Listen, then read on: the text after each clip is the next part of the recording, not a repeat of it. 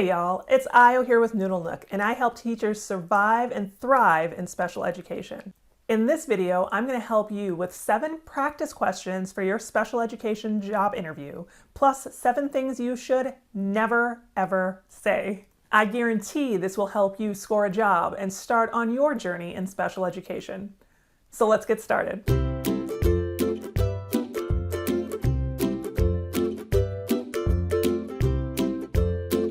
All right, so before we even get started, why should you practice interviewing anyway?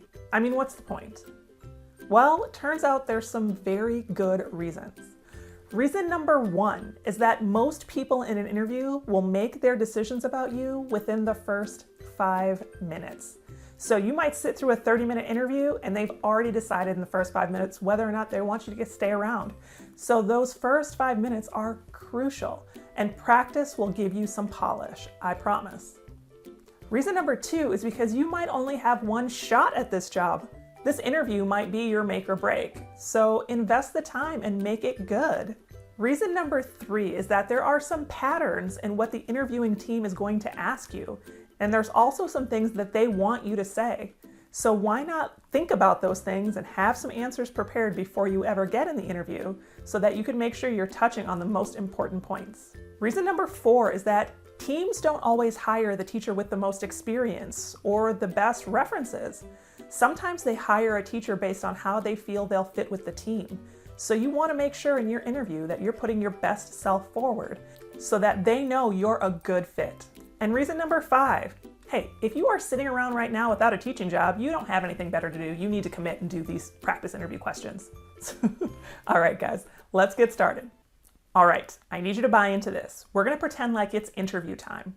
I'm going to ask you 7 questions, and right after I ask you the question, I'm going to pause for just a second or two so that you have time to pause the video. After you pause the video, I want you to go ahead and answer the question the way you would in an interview so that you can get that really good practice. Then afterwards, I'm going to break down each of the 7 questions and talk about some things that you want to make sure you're saying and some things you never want to say so that you can kind of reevaluate how your response went. After it's all over, I actually suggest you go back and re-watch this video and go through those 7 interview questions once more so that you can practice your new polished response in each of the 7 questions. Don't miss doing it cold, though, the first time, because that cold practice will allow you to think on your feet and get that responsiveness that you want to have during your interview. All right, y'all, let's get this interview started. Question number 1. Tell us a little bit about yourself. Question number 2. What experiences have you had in your life that have helped prepare you for this job? Question number 3. How do you build routine and procedures into your classroom? Question number 4.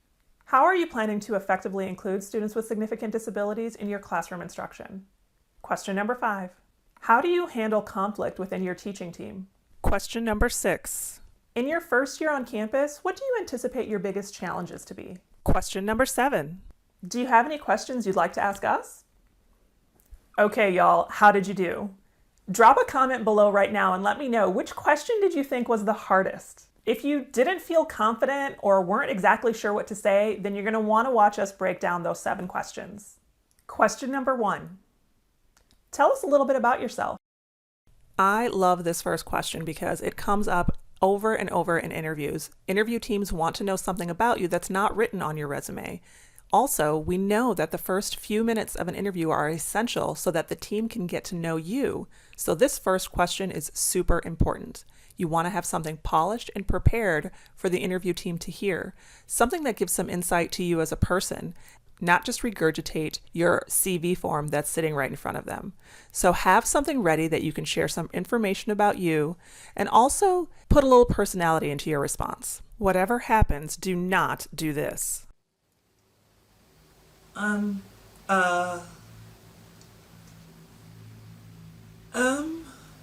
Okay, so no, yeah. Question number 2. What experiences have you had in your life that have helped prepare you for this job? Another great question. What experiences have you had that prepared you for this job? One of the things that the interview team is looking for is that you understand that teaching is about relationships. They want to hear how you have built relationships in the past and how that has better prepared you for the classroom. After you've highlighted those relationship building techniques that you've acquired, also talk about the educational experiences that make you a better teacher, what makes you the best hire. And finally, don't get lost in telling a story. We want to make sure that you remember the point of this question, which is to highlight the strengths that you bring to the team. Whatever happens, do not do this. Yeah, so my neighbor was special. So I feel like I've just had like special people around me. Question number 3. How do you build routine and procedures into your classroom? This is another great question that sounds like it's trying to discuss your personal strategies in the classroom, but really a question like how do you build routine and procedure is all about your classroom management style.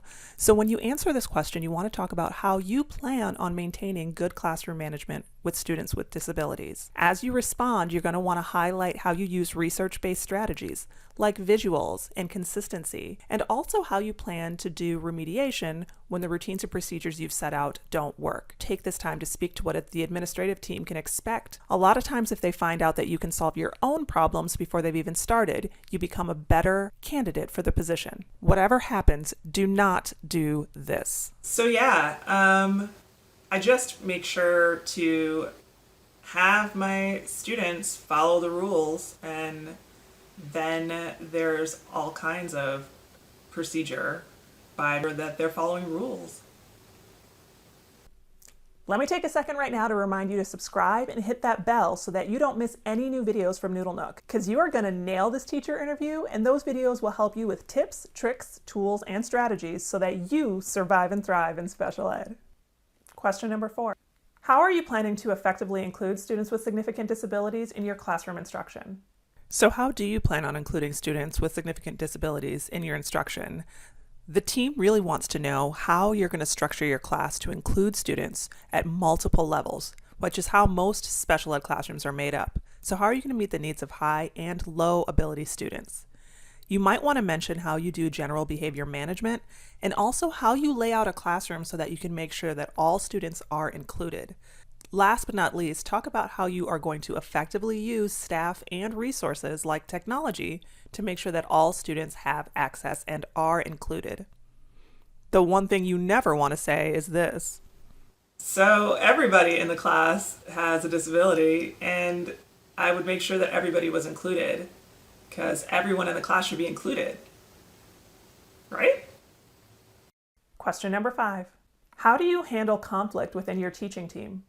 When I interview, this is one of my favorite questions because there's always one person on the team that likes to get into the nitty-gritty and have gossip and drama. So this question about how you handle conflict really comes back to highlighting how you keep open lines of communication within your team and really strive to keep the team united. Mention that you're not into drama or gossip. That's just not how you roll, because teams like to hear that you're not going to feed into whatever mess is already happening on their campus. Try to talk about what you actually do when a conflict occurs. You might want to say that you listen and you strive to find some common ground so that you can keep moving forward. Remember to highlight that it's all about the students and not about the adults. What you don't want to do is say this. Sometimes haters just gotta hate, and I try not to let it stress me out at all. Question number 6. In your first year on campus, what do you anticipate your biggest challenges to be? It's easy to leave this question on the table, but don't. When this question comes up, it's important that you take a second and talk about what the school's accountability goals are and their targets so that you can talk about how you can contribute to the overall team and campus success. You also want to take this opportunity to talk about building a community and building strong relationships with parents and students so that your campus can see relationships are important. And the last thing you want to do is highlight that you want to support your team and build a solid foundation for the kids. Remember, so much about what a team hires for is how they think you're going to fit within the team and campus, how you're going to contribute to their school culture. So take this time to talk about how you can contribute. The last thing you want to do is say something like this. Yeah, so just trying to figure out, who the cool people are and where the bathrooms are and stuff, just to figure out the layout of the building. Yeah, definitely that. Question number 7. Do you have any questions you'd like to ask us? Of course you have questions. There's always questions to ask. Don't walk away from this last closing question by not asking anything. One of the questions you can ask is when the team will be making their hiring decision. That way you know exactly how long you'll be waiting on pins and needles to find out what they decided. Another great question to ask is what they think will be the hardest part for a new teacher joining their team. You might have multiple offers here, and you're going to want to know if this campus is the place that you really want to be. Another great question is what expectations they have for their new hire and how they're going to measure a new teacher's success. Again, you want to know if this campus is going to be a good fit for you as well. It's not just one-sided here. And the one thing you never want to do is say this. Nope, no questions. All good. Yeah. Did you find this video useful? I certainly hope so. I hope it will help you to score your next teacher job. If it helped, hit that like button. And don't forget, teaching is hard, and getting a teaching job can be even harder. But you know what? You've got this. All right, y'all, this is Io here with Noodle Nook reminding you to stay strong and teach on. We'll see you next time.